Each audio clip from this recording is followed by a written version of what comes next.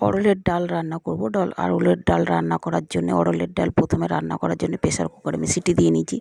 অড়লের ডাল আর কিছুটা মুসুরির ডাল দিয়ে আমি প্রেসার কুকারে 2-3টে সিটি দিয়ে নিয়েছি। মুসুরির ডালটা তাও গলে যায় কড়াইতে, কিন্তু অড়লের ডাল গলতে চায় না, তাই প্রেসার কুকারে সিটি দিয়ে নিলাম। প্রেসার কুকারে সিটি দিয়ে নিলে অড়লের ডালটা এমনি খেতে ভালো লাগে। এরকম করে যদি রান্না হয়, মানে এরকম করে যদি সম্বরা দেওয়া হয়, তো প্রথমে 5 ফোড়ন আর 2টো শুকনো লঙ্কা তেলের উপর দিয়ে দিলাম, গরম তেলের উপর দিয়ে বেশ ভালো করে ভেজে নিয়ে লাল লাল করে তারপরে দিয়ে দিলাম একটা গোটা রসুন। একটা গোটা রসুনকে আমি কুচি কুচি করে কেটে নিয়েছি ছুলে, তারপরে তেলের উপর দিয়ে দিলাম। এগুলো লাল লাল করে ভাজা হবে, তারপরে ডালটাকে ঢেলে দেবো।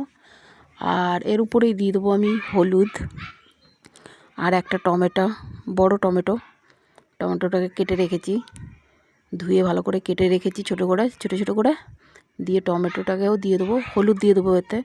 আমি ডালের মধ্যে হলুদ দিয়ে সিদ্ধ করি না, কেননা প্রেসার কুকারে কেমন একটা দাগ হয়ে যায়, তাতে উঠতে চায় না।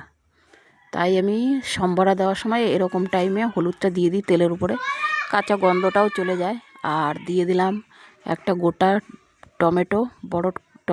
টমেটোটা বড় ছিল, ছোটো করে কেটে তেলের উপর দিয়ে দিলাম। এবার এইগুলোকে ভালো করে সিদ্ধ করে নেব, মানে টমেটোটা যাতে গলে যায় এমনভাবে তেলের উপর ভাজবো।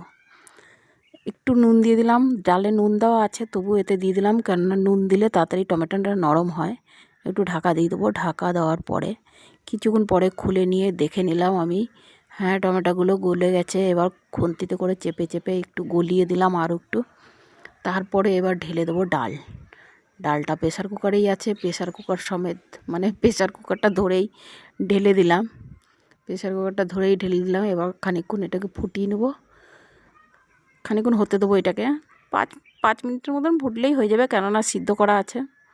আর দিয়ে দিলাম ধনেপাতা নামানোর সময়। বন্ধুরা, রান্নাগুলো ভালো লাগলে লাইক কমেন্ট করতে ভুলবে না, অবশ্যই একটু বন্ধু হয়ে পাশে থেকো। সোশ্যাল মিডিয়ায় অনেক আশা নিয়ে নেমেছি, যদি কিছু করতে পারি এখান থেকে।